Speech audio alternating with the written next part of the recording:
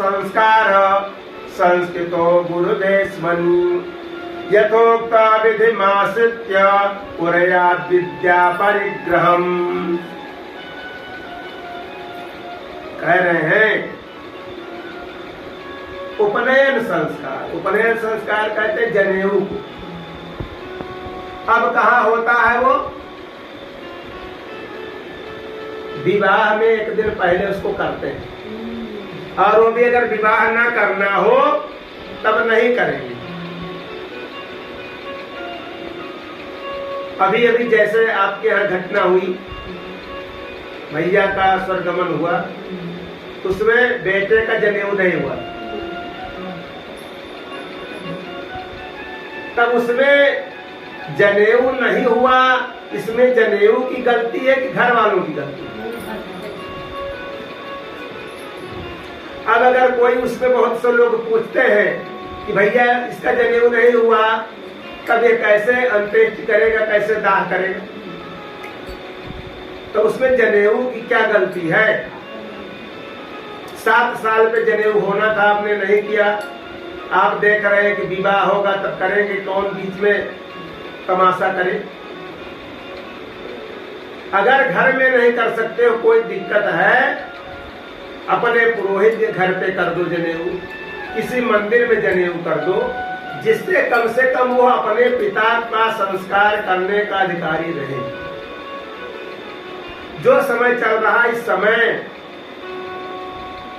किसी का कोई भरोसा नहीं है कि 10 साल के बच्चे का हार्ट अटैक होगा कि 60 साल के बूढ़े का होगा, इसमें कोई निश्चित नहीं। इसलिए एक तैयारी कम से कम करके रखो।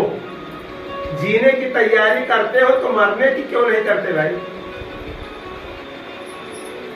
मरने की भी तैयारी करो, जीने की चाहे ना ही करो, लेकिन मरने की तैयारी करके रखो। वो तो एकदम निश्चित है कि आज जाओगे या कल जाओगे, जाना ही जाना। तो अपने मृतक पिता को वो बच्चा जो जल दे, जो अन्न दे, जो दान करे, उसको प्राप्त हो। बहुत से लोग ऐसे। अभी अभी तिवारीपुर में दिनेश तिवारी जी के यहाँ 2 साल पहले उनके बच्चे की मृत्यु हुई। वहां भी लोग घाट पे कहने लगे कैसे करेगा, कैसे करेगा।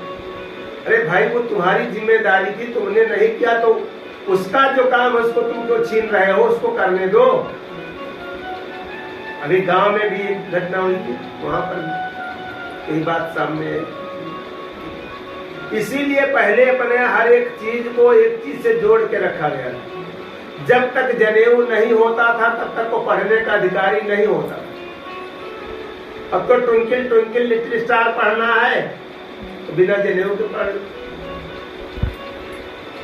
जब पढ़ना था गणानान्त्वा गणपति गुं हवामहे प्रियानान्त्वा प्रियपति गुं हवामहे, अपने घर के देवताओं पितरों पूज्यों सबका वैदिक मंत्र पढ़ना था उसको, तब जनेऊ होता था तब पहनता था। और इस समय तो ब्राह्मणों की सबसे दुर्गति हुई बैठी है।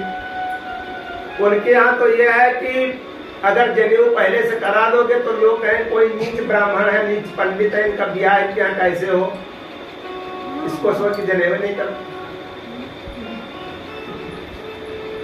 35 साल 40 साल के लोग ऐसे पढ़े हैं, पढ़वा जैसे, जनेऊ ही नहीं।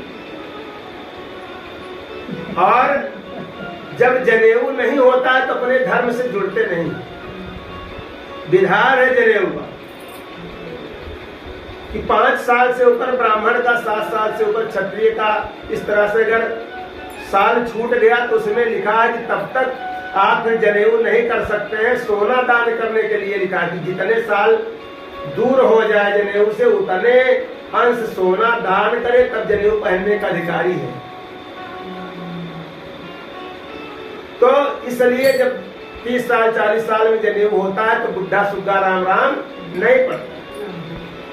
न गायत्री जप करने में उसकी रुचि होती है, न संध्या करने में रुचि होती है, न तर्पण करने में रुचि होती है, न बलि वैष्णदेव करने में रुचि होती है, और न ही उसकी रुचि होती है अन्य किसी धार्मिक कार्य को करने में। गाय किसी तरह जनेऊ कोट के ऊपर टांग के जाएंगे बारात, और वहां से लौट के आए तो दूसरे दिन उतार करके पापा इसको कहाँ टांगना है। तो अगर पापा को पता था कि आम के पेड़ में टांगो तो टांग दिए, और नहीं तो बबूले में टांग दिए। तो जनेऊ की दुर्गति हुई और उसी का दुख सब भोग रहे हैं। संस्कार विहीन जितने भी हैं उनको आप समझिए बिना नाथ का साण घूम रहा है। नाथ होगी, नकेल होगी, तब मर्यादा में, संस्कार में बंधे रहेंगे, तब उसके अनुसार कार्य करेंगे, तब उनका जो दैनिक पापाचरण है, कदाचार है, भ्रष्टाचार है, दुराचार है, उधर मन नहीं जाएगा। क्योंकि त्रिवर्ण जो दी जाती है उनको गायत्री मंत्र जपने के लिए कहा गया है।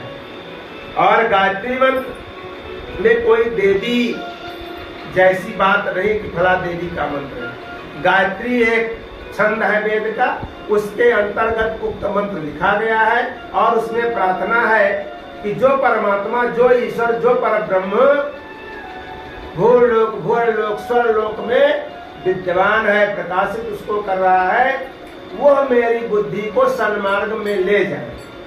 तो गांव में भी जो लोग नहीं जानते वो भी कहते हैं कि गाने से विवाह हो जाता है। गाते रहिए तो विवाह हो जाते, तो महामंत्र है। इसकी शक्ति को कोई वैज्ञानिक आज तक तोल नहीं पाया, इसका वजन नहीं कर पाया कि इसमें कितना वजन है।